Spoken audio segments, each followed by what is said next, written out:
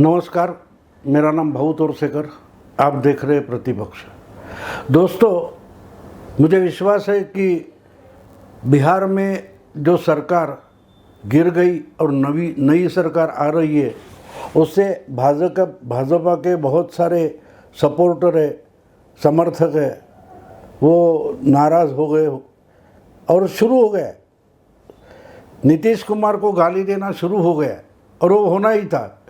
जब एक सरकार गिरती है तो उसको गिराने वाला जो होता है, उसको उस सरकार के समर्थक होते हैं या गिराने वाले के विरोधक होते हैं, वो तो गाली देना शुरू करेंगे।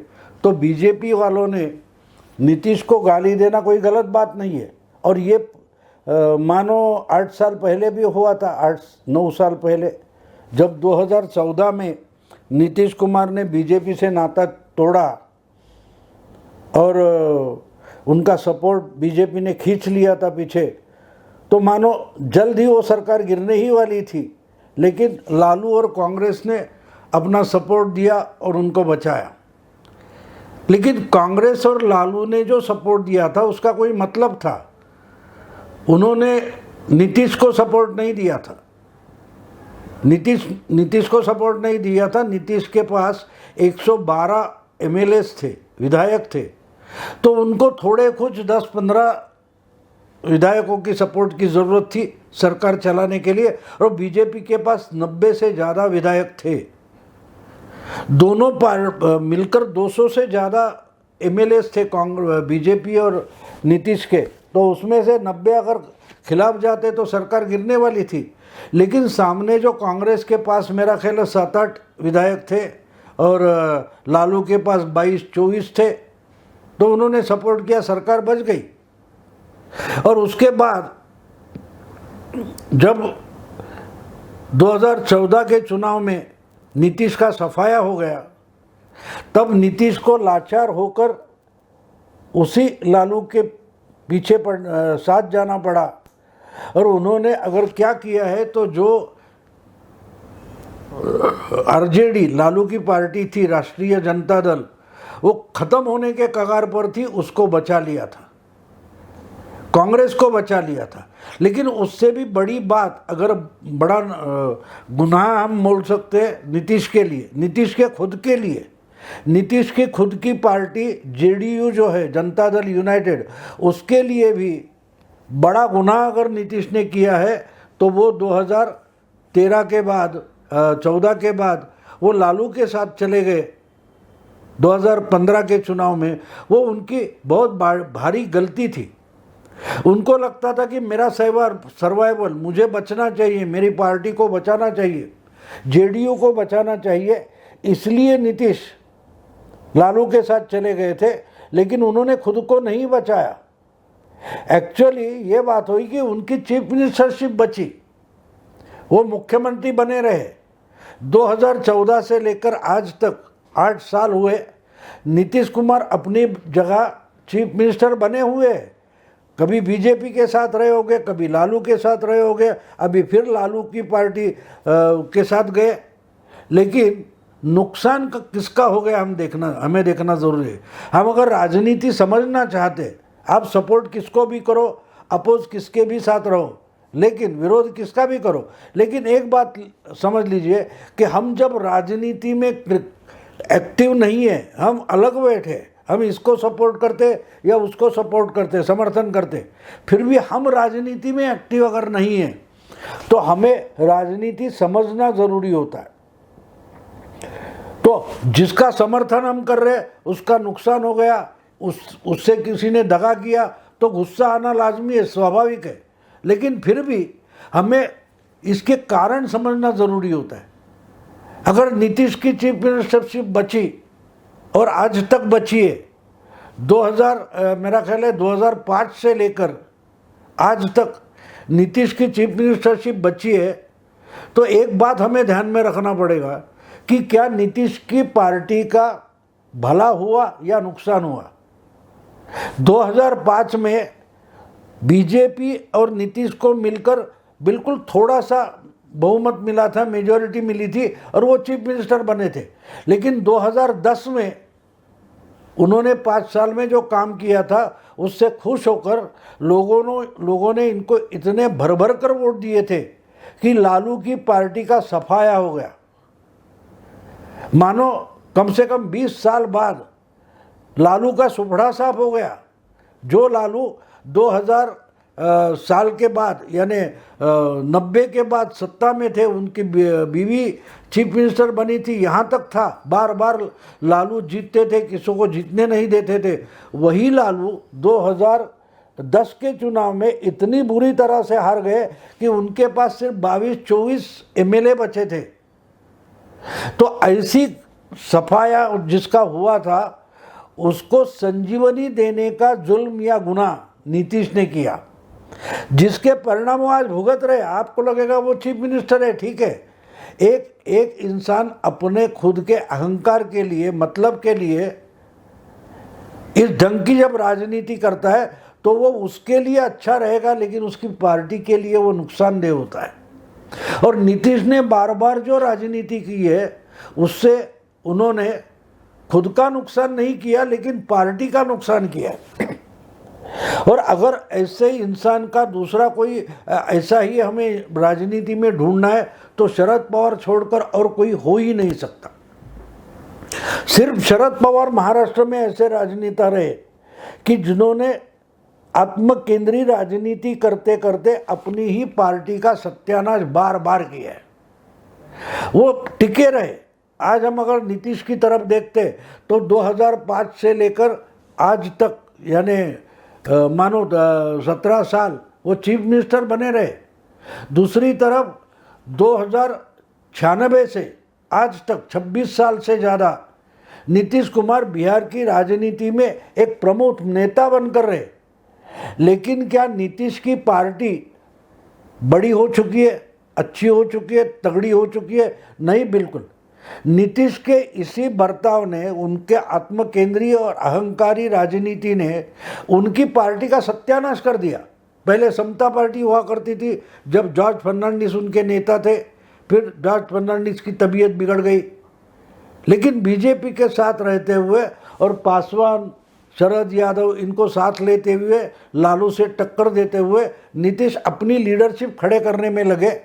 लेकिन वो आगे आगे चलकर इतने आत्मकेंद्री हो गए कि 14 में मोदी को चैलेंज देते देते उन्होंने अपनी ही पार्टी का नुकसान कर लिया। अब कैसे कर लिया नुकसान वो भी समझना जरूरी है। 2013 की जुलाई के बाद जब नरेंद्र मोदी को बीजेपी ने अपना प्राइम मिनिस्टर कैंडिडेट तय किया तो ये इनके खिलाफ हो गए और एनडीए से निकल गए। और जो कुछ आगे हुआ आपको मालूम है, लालू के साथ उनको जाना पड़ा, अकेले लोकसभा लड़े और बुरी तरह से हार गए। इनके 2 या 3 भी एमपी चुनकर नहीं आए, जिनके 20 एमपी थे। 2009 के लोकसभा चुनाव में बीजेपी के साथ मिलकर इन्होंने लालू और बाकी सब पार्टियों का सुपड़ा साफ कर दिया था लोकसभा में, एनडीए में रहते हुए। और जेडीयू के कम से कम 20 एमपी थे। वो 2014 में नीतीश के अहंकारी ईगोइस्ट राजनीति के कारण उसमें से सिर्फ 4 या 2 बचे और फिर उनको उसी लालू के शरण में जाना पड़ा जिस लालू के खिलाफ खड़ा रहने के लिए इन्होंने बीजेपी की मदद ली थी। वो बात छोड़ दो, लेकिन मैं आज उस राजनीति में नहीं जाऊंगा। मैं आपको ये समझाने की कोशिश कर रहा हूँ कि नीतीश ने जो राजनीति, जो पैतरेबाजी पिछले 20-25 साल में की है, क्या वो जिस भी पार्टी में रहे क्या उस पार्टी का भला हुआ है? बिल्कुल नहीं हुआ दोस्त। इन्होंने पासवान की राजनीति खराब कर दी, इन्होंने शरद यादव की राजनीति खराब कर दी, इन्होंने अपने ही पार्टी में इनके साथ जो रहे उनकी सब राजनीति खराब करते गए। हाँ, चीफ मिनिस्टर बने रहे। इसलिए मैंने कहा कि ये बिहार के लिए शरद पवार बन गए। 1980 से लेकर आज तक या 1977 से लेकर आज तक 45 साल शरद पवार महाराष्ट्र की राजनीति में एक प्रमुख नेता रहे। राजनीति इनके ही इर्द गिर्द घूमती है ऐसा कहा जाता है। कभी सत्ता की राजनीति हो, कभी विरोधी दल की राजनीति हो, वो पवार के इर्द गिर्द ही घूमती रही, उनके गोल गोल घूमती रही। लेकिन शरद पवार कभी भी टॉप पर नहीं बने रहे, कभी भी नहीं रहे। और ये शरद पवार और नीतीश में और एक साम्य है, क्या है समानता, कि ये राज्य में रहेंगे लेकिन इनकी महत्वाकांक्षा नेशनल होती है। पवार 90 की दशक में राजीव गांधी का निधन होने के बाद या उनकी हत्या हो जाने के बाद प्रधानमंत्री बनने दिल्ली गए थे 91 में, 31 साल पहले, लेकिन प्रधानमंत्री तो हुए नहीं। उनको वापस आकर महाराष्ट्र में चीफ मिनिस्टर बनना पड़ा और 95 में चीफ मिनिस्टरशिप गई। उसके बाद पवार महाराष्ट्र के बड़े राजनेता है, लेकिन वो राजनीतिक पैतरेबाजी करते रहे, लेकिन उन्होंने ना अपनी पार्टी का ना अपने साथ आए हुए पार्टी का कभी कल्याण किया है, फायदा किया है।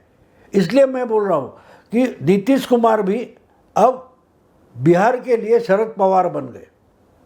हाँ, कभी लालू के साथ गए, कभी लालू के खिलाफ गए, कभी बीजेपी के साथ गए, कभी बीजेपी के खिलाफ गए। लेकिन एक बात देखिए कि बीजेपी के साथ जाकर 2010 में इन्होंने जेडीयू, जनता दल यूनाइटेड, इनकी पार्टी, उसके विधायक कितने हुए थे? इनके विधायक हुए थे 112 और बीजेपी के कुछ 90 थे। तो टोटली 200 से ज़्यादा विधायक अकेले गठबंधन के थे, बीजेपी और नीतीश के गठबंधन के। और आज क्या हालत है? लालू के 22 बचे थे, तो लालू को इन्होंने पिछले चुनाव में 2015 में 80 तक लाकर रख दिया। अभी जो एक साल पहले चुनाव हुआ, 2 साल पहले 2020 में, तब इनकी पार्टी खत्म होते आई, 47 से 45 कुछ बचे विधायक, और लालू की पार्टी 80 थे, उससे 75 तक आ गई। यानी लालू को संजीवनी दी, कांग्रेस को संजीवनी दी और खुद की पार्टी का सत्यानाश किया। किस लिए? चीफ मिनिस्टर बनने के लिए। चीफ मिनिस्टर बने रहने के लिए नीतीश ने बार बार अपनी ही पार्टी का नुकसान किया है, मानो गुनाह किया है, और आज भी वो वही करने जा रहे हैं। उनके मन में शक होगा, वो शक गलत है या सही है उस पर मैं नहीं जाऊंगा, लेकिन बीजेपी हमारे भी साथ यहाँ महाराष्ट्र जैसा कुछ गेम करने वाली है, हमारे पार्टी में भी कुछ टूट करने वाली है। ये सब इन्फीरियरिटी कॉम्प्लेक्स होता है, न्यूनगंड होता है। अपने ही पार्टी पर जिसका भरोसा नहीं, वो कैसे उस पार्टी का नेता बन सकता है? नीतीश अगर अपने ही पार्टी के विधायकों पर, एमपीज पर विश्वास नहीं करते, और किस पर विश्वास कर रहे हो आप? जिस लालू के साथ जाकर 2014 में या बार बार आपका नुकसान हुआ है, क्या हुआ था आपका? आपको 16 आज एमपी लोकसभा में है, तो वो बीजेपी के बदौलत है। उसके पहले 2010 में 9 में जेडीयू के 20 एमपी थे लोकसभा में। किसकी बदौलत थे? आप बीजेपी के साथ थे, तो बीजेपी का तो नुकसान नहीं हुआ। जब 14 में इनके साथ छोड़कर, बीजेपी के साथ छोड़कर नीतीश निकले अकेले मोदी को हराने के लिए, तो 20 में से 4 बचे या 2 बचे, लेकिन बीजेपी खुद 22 एमपी चुनकर लाने में सक्सेसफुल हो गई। और इन्होंने जिसको ख़त्म किया था, उस पासवान को लालू मोदी के साथ जाकर बड़ा सक्सेस मिला, उनके 6 एमपी बन गए। 2014 में हो या 2019 में हो, पासवान का नुकसान नहीं हुआ, ना नीतीश का हुआ। हाँ, लेकिन नीतीश जो पैतरेबाजी करते रहे, उससे उनका ही नुकसान होते रहा है। और उन्होंने शुरू से जिसके साथ दुश्मनी की थी, उनको संजीवनी देने का पाप नीतीश ने किया है। नीतीश की राजनीति क्या लोहिया के ज़माने से, 70 के ज़माने से शुरू हो गई। तब से ये कांग्रेस के खिलाफ रहे, अब कांग्रेस के गले मिले, लालू भी कांग्रेस के गले से मिले। और इन्होंने, एक बात ऐसी होती है कि आप जो भी करो अपनी पार्टी का भला करो, और अपनी पार्टी का भला करने वाला नेता, इसीलिए लोग आप पर भरोसा करते हैं। लेकिन नीतीश के बारे में ऐसा नहीं बोल सकते। और बिल्कुल वही बात महाराष्ट्र में शरद पवार की है। शरद पवार बहुत पैतरेबाजी करते रहे, नीतीश तो पिछले 25 साल से कर रहे, शरद पवार पिछले 45 साल से पैतरेबाजी ही करते आए। और आज नीतीश कुमार उनकी राह पर चल पड़े अपनी चीफ मिनिस्टरशिप बचाने के लिए। मैं आपको गारंटी देता हूं, अगला जब चुनाव होगा, वो लोकसभा का हो या विधानसभा का हो, उसमें लालू की पार्टी नहीं खत्म होगी, लेकिन नीतीश की पार्टी खत्म होगी। क्योंकि नीतीश के पार्टी के विधायक हो, कार्यकर्ता हो, नेता हो या उनके मतदाता हो, उनका अभी नीतीश पर भरोसा नहीं रहा कि ये इंसान, ये नेता अपनी कुर्सी के लिए विचारधारा से तो कुछ भी करते, लेकिन मतदाताओं का भी विश्वासघात करते। यही बात होने के कारण, इसी कारण से, इसी तरीके की पैतरेबाजी करने से शरद पवार की राजनीति महाराष्ट्र में कुंठित हो गई। प्रधानमंत्री बनने निकले थे, लेकिन आज भी महाराष्ट्र में ये अपने बलबूते पर अपनी पार्टी को किसी दूसरे के साथ जाकर भी 10 MP चुनकर नहीं ला सकते, कांग्रेस के साथ हो या और किसी के साथ हो, लेकिन पवार 10 MP चुनकर नहीं ला सकते। इनकी खुद की पार्टी में भले 50 से ज़्यादा विधायक हो, लेकिन आधे से ज़्यादा ऐसे विधायक हैं कि जो खुद ही चुनकर आते हैं, उनको एक पार्टी चाहिए, इसके लिए वो शरद पवार के साथ रहते हैं। नीतीश तो पवार से भी कम ताकत वाले नेता है, बिहार में उनकी कोई हैसियत नहीं है। ये पैतरेबाजी कर कर वो चीफ मिनिस्टर बनने तक पहुँचे, लेकिन अब उन्होंने जो जुआ खेला है उससे उनका बड़ा नुकसान होने वाला है। एक बात तो साफ है, भारतीय राजनीति के इतिहास में, राष्ट्रीय राजनीति के इतिहास में शरद पवार के बाद दूसरा शरद पवार कौन, ऐसा अगर पूछा जाएगा, जो बार बार गिरगिट की तरह रंग बदलता है, ऐसा दूसरा शरद पवार कौन है, अगर ये पूछा जाएगा तो राजनीतिक विश्लेषण करने वाले अपने आप नीतीश की तरफ उंगली करेंगे। वो उन्होंने सही किया, गलत किया, मैं उस पर आज नहीं जाऊंगा, बाद में देखेंगे। और एक गलती उन्होंने की है कि बीजेपी के पास कोई लीडर है नहीं, लेकिन पिछले चुनाव में 2015 के और 2020 के चुनाव में नीतीश कुमार ने और एक पाप किया है, उन्होंने बिहार के लिए लालू के नेक्स्ट जनरेशन को लीडर बना दिया है। देखिए, 2015 के बाद लालू ने इनिशिएटिव लिया और लालू नीतीश की और कांग्रेस साथ लेकर जो गठबंधन बना, उसकी सरकार आ गई, लेकिन उसमें लालू के छोटे बेटे तेजस्वी को डिप्टी चीफ मिनिस्टर बना दिया, उप मुख्यमंत्री बना दिया, और अब उन्होंने अपनी लीडरशिप क्वालिटी एस्टेब्लिश की है। 2020 के चुनाव में लालू जेल में थे और बड़े उनके जो सीनियर लीडर्स थे अलग अलग, वो भी छोड़कर गए थे, लेकिन तेजस्वी ने अकेले ने अपनी ताकत लगाकर, अपनी हिम्मत लगाकर पार्टी को एक नंबर रखा है। कुछ 80 के आसपास ही उनके सीट आए, जो नीतीश के साथ होते हुए भी 80 सीट लाए थे लालू ने, लेकिन लालू ना होते हुए, लालू जेल में थे, फिर भी नीतीश ने अकेले ने अपना गढ़ सुरक्षित किया और आज भी उनके पास कुछ 79, 80 से ज़्यादा विधायक है। तो इसका मतलब ये है कि नीतीश ने अपना सबसे बड़ा चैलेंजर खुद ही खड़ा कर दिया इस पैतरेबाजी में। इसलिए मैं बोलता हूँ, इसलिए जिस ढंग से पिछले 10 साल में पवार ने गलतियाँ की और अपना सबसे बड़ा चैलेंजर देवेंद्र फडणवीस शरद पवार ने खड़ा कर दिया, उसी ढंग से नीतीश ने पिछले 7-8 साल में जो राजनीति की है, तो उन्होंने अपना ही चैलेंजर तेजस्वी के रूप में खड़ा किया है। नीतीश के लिए बीजेपी चैलेंजर नहीं है। बीजेपी को आह्वान देने वाला अगर बिहार का अगला लालू अगर कोई होगा तो वो तेजस्वी यादव है, और आज वो डिप्टी चीफ मिनिस्टर बनेंगे, लेकिन डिप्टी चीफ मिनिस्टर बनकर वो नीतीश को ही ख़त्म करेंगे। बीजेपी का क्या होगा वो अलग विषय है।